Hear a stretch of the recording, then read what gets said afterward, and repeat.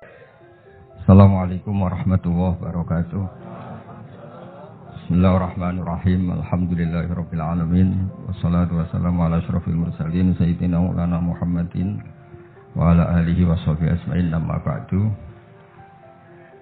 Derenge kula takzim teng para sing rawuh. Dongaaken Sayyid Muhammad Ikhlas, muridé mau cerita sangu mbek Rabi. Wis dongakno Sayyid Muhammad legowo, dhe murid sing cerita Rabi, mbek sangu, mbek nyindir Gus Raub. Ingkang kula hormati wonten Gus Raub, wonten Habib Husain, Habib Syafi Abdud, wonten Habib Soleh Al-Kaf, dan ingkang kula hormati. Kula berpikir begini ya. Kula ikrar wis. Kula tak sering bahasa Indonesia mawon. Kula ikrar yang diceritakan para saksi tadi, murid-murid beliau adalah benar. Sebab itu kula ikut bersaksi yang membela jenengan sehingga menangi Sayyid Muhammad, ya ora duwe wajah ganteng kok Sayyid Muhammad. Tapi banggalah nanti mau jenengan mlebu swarga dimodifikasi, pun ganteng kowe. Oke, wonten cerita ngeten Habib Husain, wonten orang tanya, "Gus, kenapa Nabi itu kok ganteng, wali kok ganteng?" Sing jawab ya lucu. Kok Nabi mesti mlebu swarga, dadi ngrubahi ra akeh-akeh. Jadi mulane sing rapati ganteng kudu ngibadahe sing tenanan karena mlebokno swarga wong ra ganteng itu butuh ekstra salon ning malaikat. Niku. Begini Pak Hasan, ini tangga kula sering ngaji teng Bojonegoro, terus piyambake nggih sakjane ra di rival kalian kula. Begini Pak Hasan, tadi kata Mas Lutfi itu pengganti dari nama sinten Hisam. Sihab. Itu begini ya. Ada cerita dan ini semua yang tidak menangi Sayyid Muhammad kedah senang. Karena hadhil millah atau hadat din ini milik yang menyaksikan Rasulullah SAW, juga yang tidak menyaksikan. Ini pokoknya kalau bela mayoritas, secara pemilu mesti menang kula karena ini mayoritas. Rasulullah itu begitu mencintai dan begitu rindu sama ikhwani. Mereka kata sahabat, saya ini ikhwanu kayak Rasulullah. Enggak, antum ashabi, kamu itu sahabat saya. Ikhwani adalah man amanabi walam yaroni. Mereka iman sama saya padahal tidak ngerti. Itu hebat luar biasa. Wong tidak ngerti kok iman. Wong ora tau disangoni Sayyid Muhammad kok seneng. Loh, itu hebat. Lah nek sing biasa disangoni untuk bojo kan seneng wajar. Nggih setuju nggih? Mboten iki kan argumentasi ilmiah. Saya ini begini Gus Rob, saya ini diantara muridnya Mbah Mun yang kompetitor ilmiahnya baik, termasuk kategori A. Kategori A. Masalah ilmiah, Gus. Nah, masalah ubudiyah kalau biasa. Tapi biasa saya itu berkah.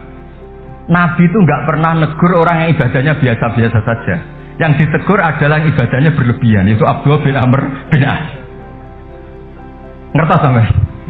Yang ditegur sama yang nggak ditegur itu baik mana? Yang nggak ditegur. Nabi itu tidak pernah negur orang yang ngimami pakai kulhu, tapi pakai Baqarah ditegur. Soalnya kalau lagi partai kaum gue apa nih? Ini suara saksi lebih nanti, tapi ini hak nih. Sehingga dalam banyak cerita dan ini disepakati banyak ulama. Uwais Al-Qarni itu lam yaltaqi Rasulullah sallallahu alaihi wasallam.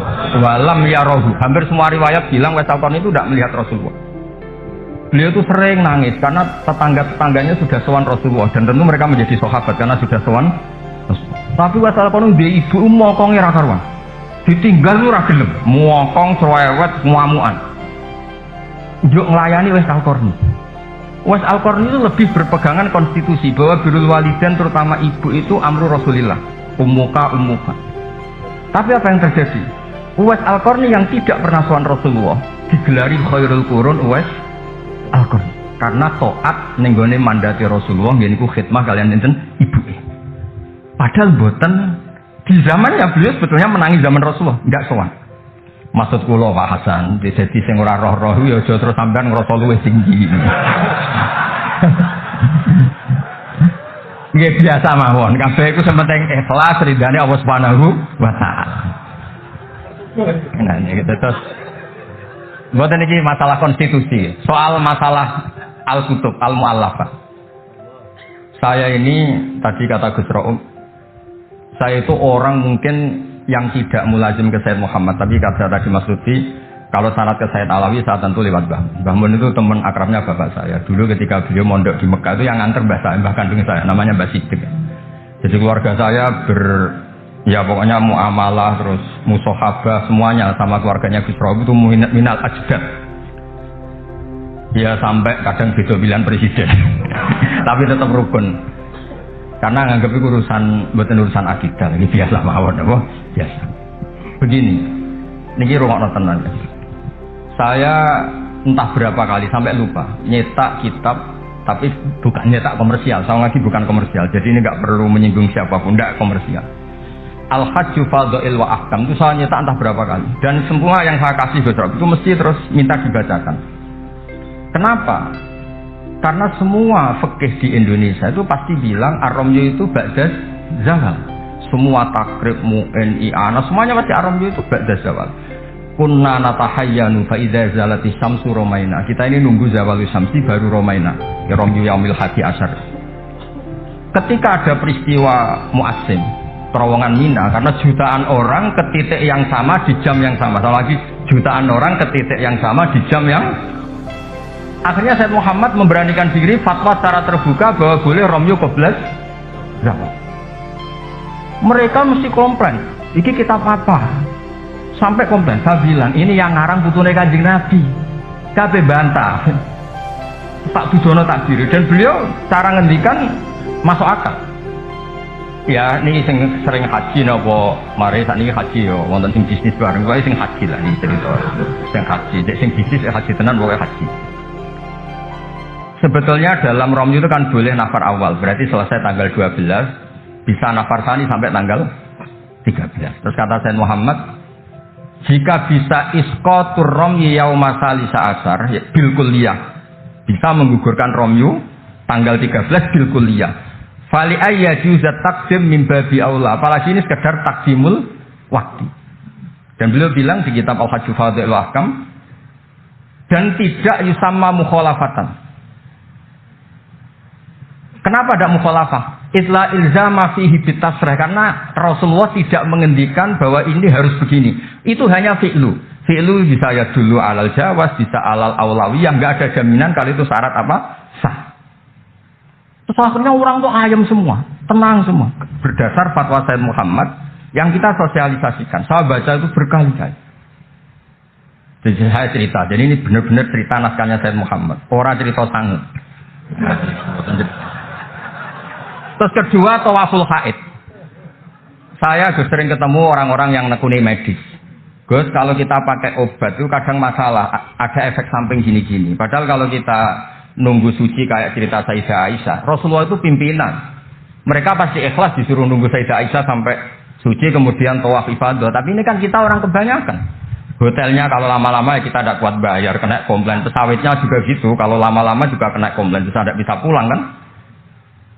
Dan itu kata Sayyid Muhammad sederhana ngertikan. Beliau menyarankan tawaful haid itu intikal madzhab saja. Atau tidak usah intikal. Kalau mendekati waktunya habis, langsung tawaf. Tapi nunggu waktunya mepet. Karena dengan mepet berarti statusnya darurat. Terus statusnya darurat. Terus kata beliau dengan entengnya ngendikan di mana-mana yang namanya wajib atau syarat sah itu ya ma'al kudroh. Ini tidak kudroh berarti syarat itu hilang. Di mana-mana syarat menjadi syarat ya kalau kudroh. Ini tidak kudroh ya berarti syarat itu hilang. Sehingga terus kita nyaman tawaful haid. Itu di kitab Al-Hajju Fadha'il wa Ahkam. Bisa dicek bahasan halaman 115 ini. Ini bukan cerita Malaysia, cerita teks. Jadi buatan ini serius. Karena tadi kan orang-orang bisa guyon cerita nikah, berarti Anda tukang nikah. Nah kalau sekarang guyon karena ilmu, berarti Anda mubarak betul. Cerita nikah iso guyu, cerita ilmu iso guyu, berarti waras teman. Ternyata bisa seneng dengan ilmu, bisa rileks. Saya baca kitab beliau yang khataman, ini Gus Rauf sajinya. Saya baca Qawaid Asasiyah itu pasanan khatam tahun 39. Terus poso ini kemarin 45 ini saya juga khatam baca Qawaid Asasiyah. Dulu itu karangan Sayyid Alawi namanya Zubdatul Itqan. Di era Sayyid Muhammad disebut Al-Qawaid Al-Asasiyah fi Ulumil Quran. Saya ngajar di Sarang ya kitab itu di pondoknya Gus Zufur.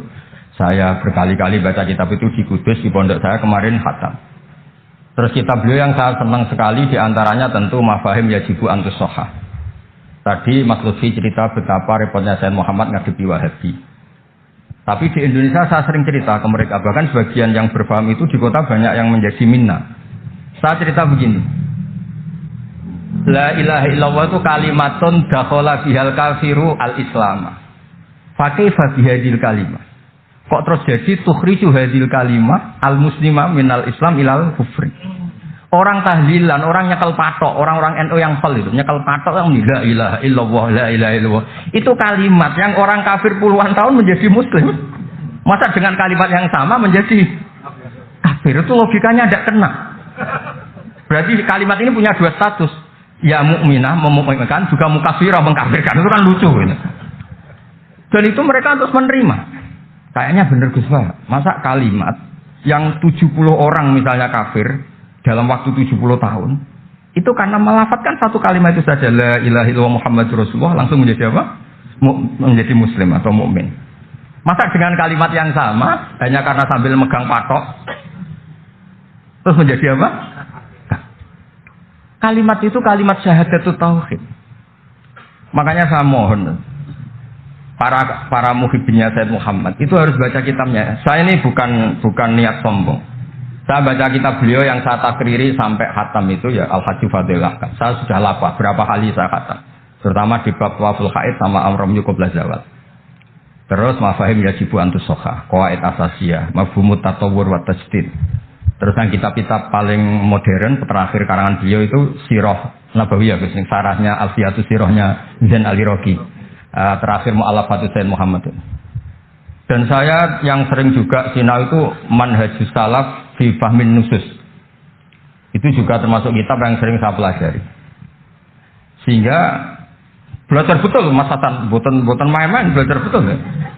Maksudnya kalau tidak bisa tak cari di kamus. Kalau nggak bisa semua, bukannya sombong. Pakai sarana saya ini kan, bapak saya itu hafal Quran, buyut-buyut saya ini mungkin termasuk orang yang nekuni Quran. Jadi saya kalau nggak paham, ya Allah, kita ibadah pantas. Yang butuh Quran ini jenengan terus mau ora paham, kita ora pantas gitu. Nah, ya akhirnya paham gitu. Nah, dari sekian cerita yang difahami nufus, ndak ini supaya sampean clear ya. Saya mohon semohon-mohonnya. Jika jenengan pilihannya berpakaian seperti ini oke. Yang berpakaian ala Rasulullah atau ala Arab terserahlah istilahnya, nggih monggo. Tapi yang berpakaian ala Jawa gini saya masih ingat takbir itu di halaman 423 di Manhajus Salaf fi Fahmin Nusus. Itu beliau ngendikan gini. Wa kanat sunnatu Rasulillah sallallahu alaihi wasallam annahu yat'amu ma yajiduhu fi ardi wa yalbasu ma yajidu wa yarkab ma yajidu mimma abahahu wa famanis ta'mala ma yajiduhu fi ardi fahuwa al-muttabi' li sunnah kama annahu hajjal baita min madinati faman hajjal baita min madinati nafsi fahuwa al-muttabi' li sunnah wa ilam takun hadil madinah tilka. Saban cek itu insyaallah lafadznya itu persis. Bukan karena saya pintar atau cerdas, memang saya tekuni. Aku raiso seneng terus masang foto tok itu tidak bisa, saya tidak jenis seperti itu. Terus seneng ngenang si sangon itu, ora iso, saya itu sebenarnya ya tidak. Tidak bisa, saya tidak jenis itu. Saya itu ya sering dikasih uang Mbah Mun, Gus saksinya. Tapi ya saya ngenang beliau itu ya kitabnya tak pelajari al-ulama tak baca di depan santri saya khatam. Saking senengnya saya Mbah Mun ke Sayyid Muhammad sama beliau punya karangan Maslakut Tanassuk fil ittisalat di Sayyid Muhammad Maslakut Tanassuk al-Makki fil ittisalat di Sayyid Muhammad al-Maliki. Saya baca khatam. Saya sampai lupa entah berapa kitabnya Sayyid Muhammad. Saya baca khatam dan ada takrirannya. Takriran ini penting karena argumentasinya ilmiah. Misalnya begini. Kalau orang ke kuburan kemudian agak diluk, dianggap suratus sajidin li makhlukin.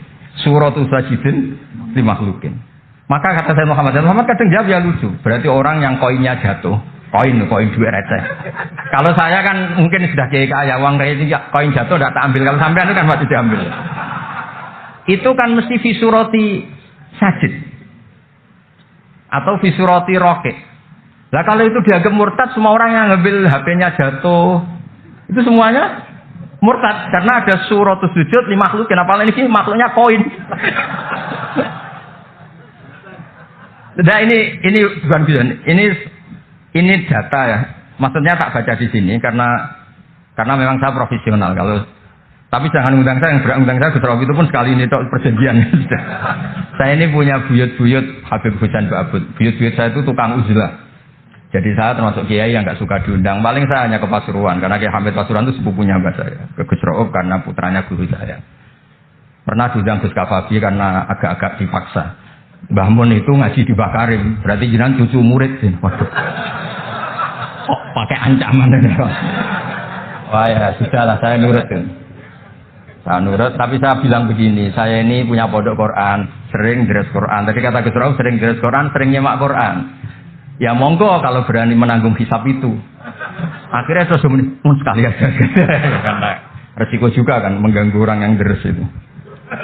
Buatan ini buatan ancaman, buatan cerita mawon, buatan saya biasa mawon. Nah ini saya baca beberapa teks yang supaya jenengan ngerti. Ketika saya Muhammad mencintai Imam Malik, itu beliau sampai punya karangan Imam Mudairil Hijrah Malik bin.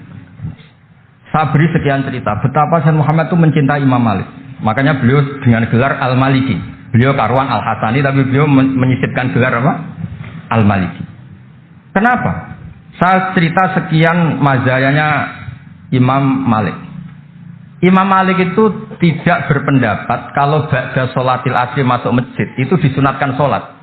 Karena bagaimanapun itu waktu ba'dal asri. Meskipun ada sebab muqorin yaitu masuk masjid.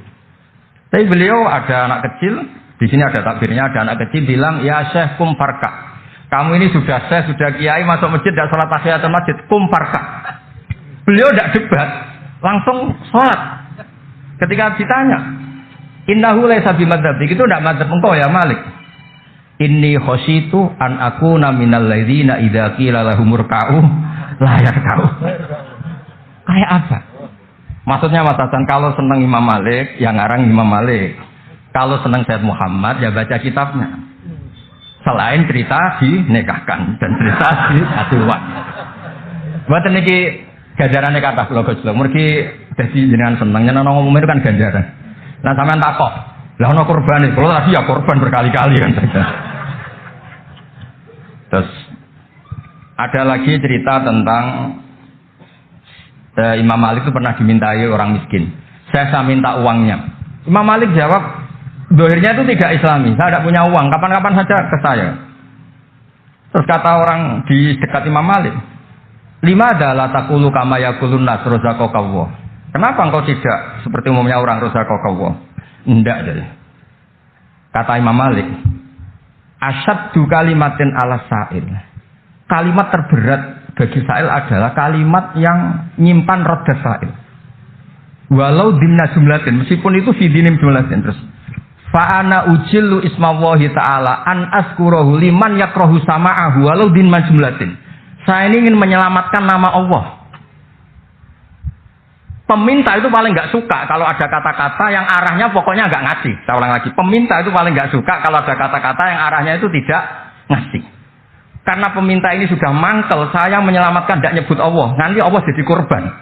Rozakok Allah, itu Allah kapan? Nyatanya sampai sekarang nggak ngasih rezeki. Kan Allah bisa jadi korban kan? Maka beliau nggak mau nyebut Allah.